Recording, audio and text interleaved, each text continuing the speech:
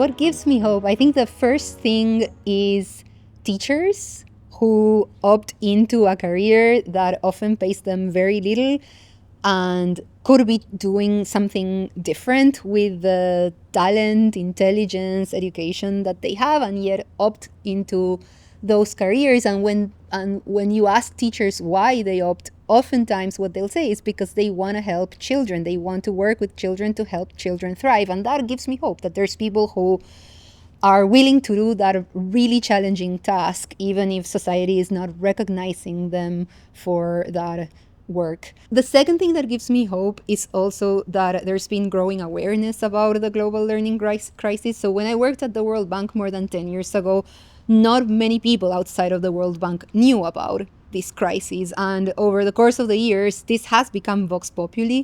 So there's a lot more awareness, and I think that that's important and that's good.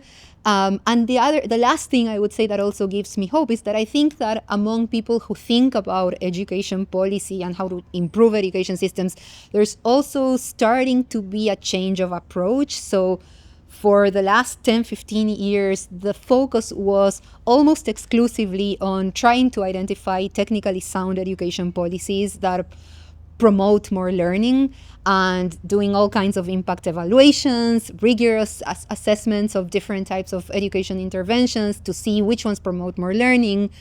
And more recently, we're starting to see a growing group of people who are aware that that alone is not going to solve the learning crisis. If you just disseminate this is good for promoting learning, that doesn't mean a government is going to be interested in adopting that education intervention or policy.